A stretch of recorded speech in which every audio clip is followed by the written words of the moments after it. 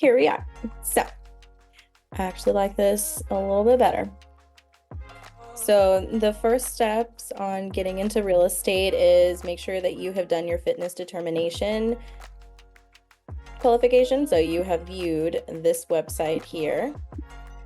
Will your criminal record or disciplinary history keep you from getting a license? So the cool thing about real estate is your criminal history isn't automatically going to completely disbar you from being able to obtain your real estate license. So this could definitely be something down the line if you had some mistakes as a young person and they weren't completely severe. So be sure to go over this entire fitness determination. It's an application that you would be filling out to determine if it's even worth it for you to invest into these other courses. All right, so now we have the pre-licensing education. So it's 180 hours. There's going to be 6 courses that you're going to take. They will be 30 hours each. You're going to have the Principles of Real Estate 1, Principles of Real Estate 2, Laws of Agency, Laws of Contract, promulgated contract forms, still a tricky one, real estate finance. The cost of these courses vary from the providers that you choose. So this is what I was talking about in my edited video.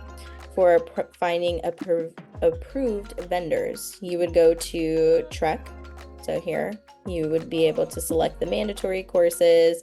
If you wanted an online option, this will give you a breakdown of all of them. I actually did Austin Community College as my provider. So that was my course provider where I received my certificate for completing those courses.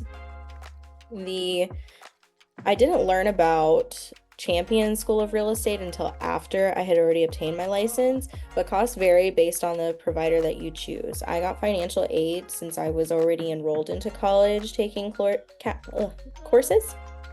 So that is an option that you can look into. Champion School of Real Estate, these are real estate agents who are conducting these classes. Same thing with Austin Community College, but again, those are typically going to be a little bit bigger of classes. So you can go to Champion School of Real Estate. They're an online provider. They have some that are just completely virtual, some where you're going to be like in a virtual classroom. So that might be more helpful.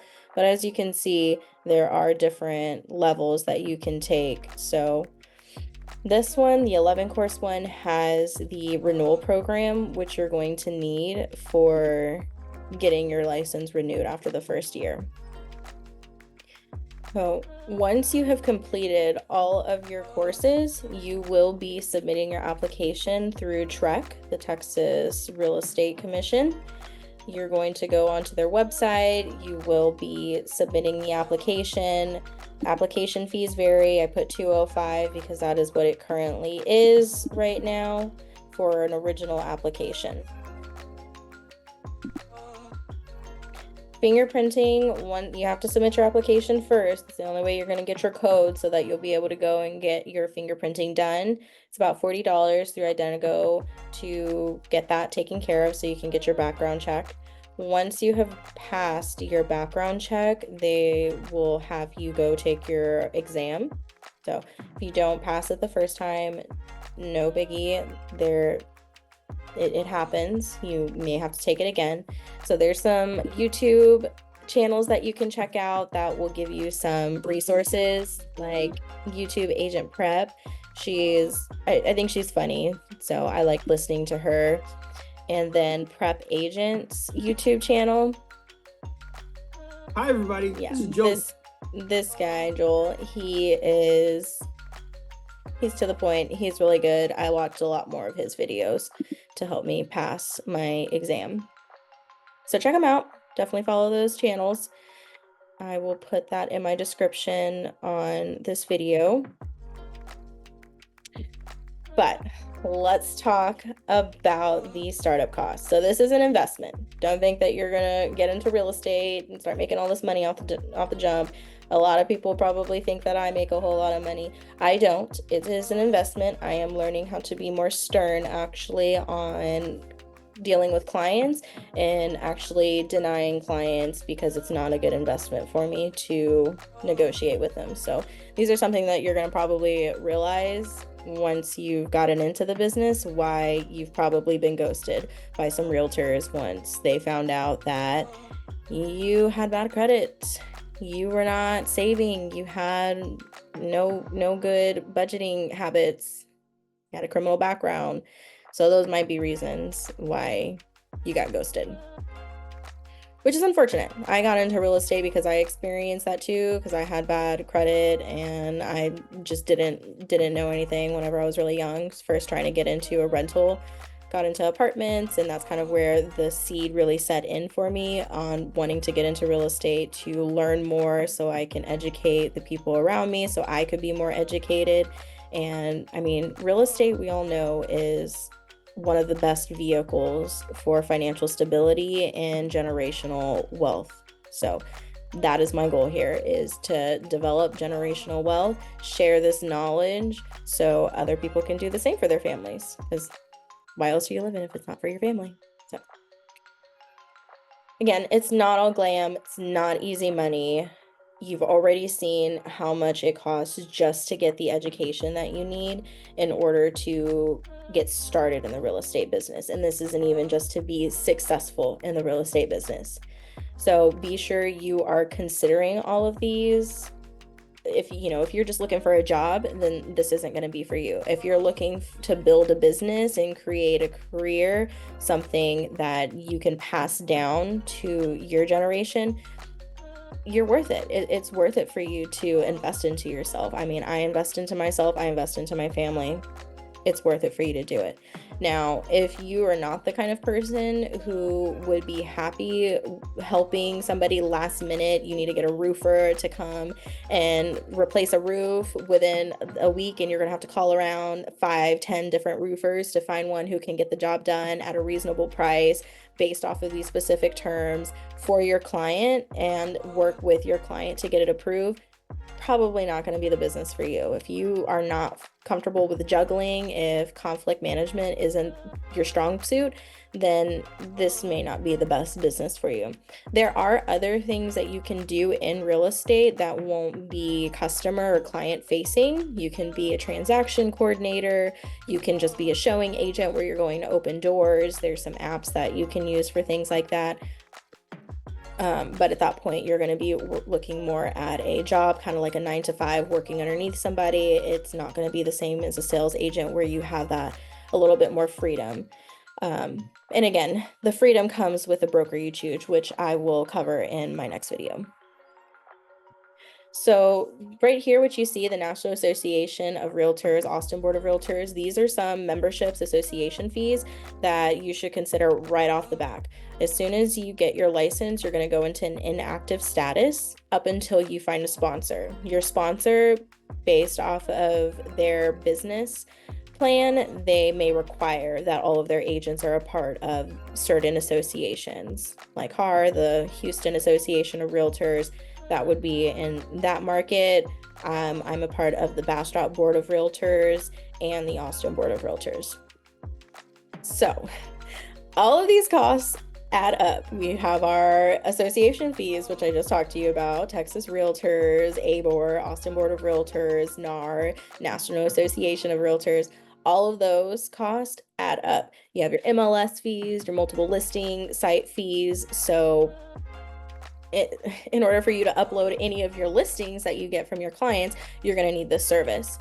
DocuSign, I use the free version. I have that through my broker. So not a huge deal on that one, but it does add up.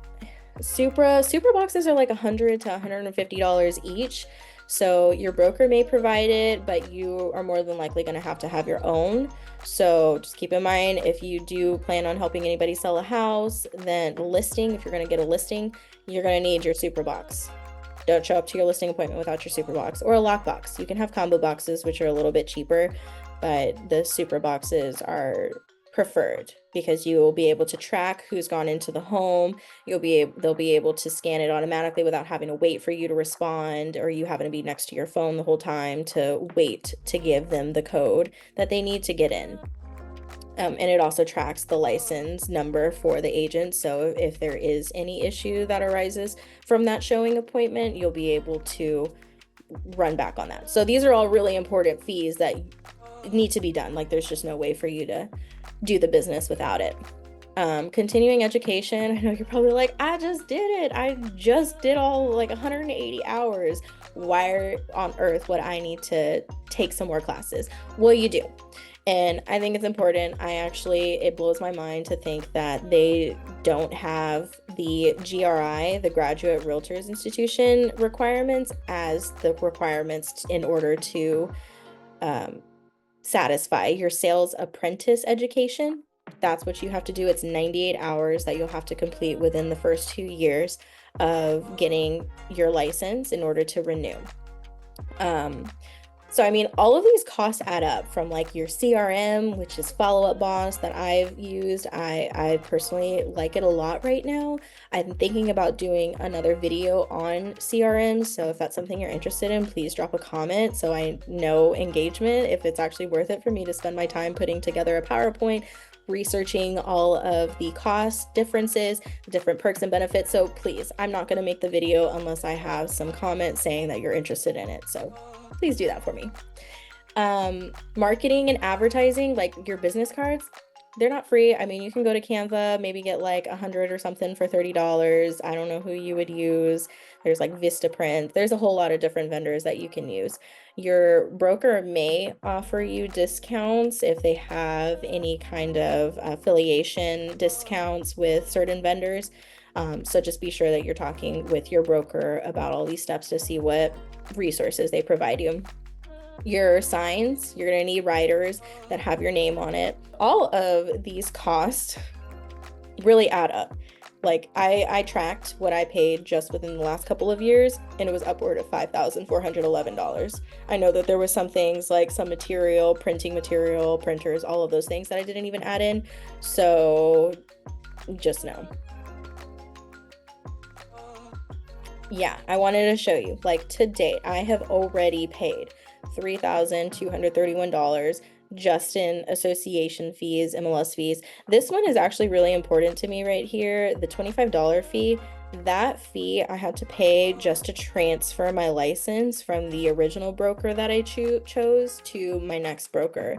So this is why it is important to make sure that you're considering and you really go through and vet the broker that you're going to want to choose, and you choose the broker based off of your business needs, your niche, what you're trying to get into. So hit the like and subscribe button so you are in tune for my next video drop whenever I talk more about choosing the broker. I know. All these costs, they add up, but don't panic. Don't panic. You will be fine. Choosing the right broker can help you learn how to grow your business. So there's plenty of things you can Google online, 15 things to consider when looking for a broker, prep agent. The guy that I just showed you, he has a blog that he wrote about it. So feel free to go look that up. But staying tuned for my next video, you will get my take on that. All right. Well, I appreciate you for sticking around, watching my video. I hope it was helpful and informative. If you have any other questions, drop it in the comments. So I will be checking those, responding as needed. And that's it. Thanks for watching. Take care, y'all.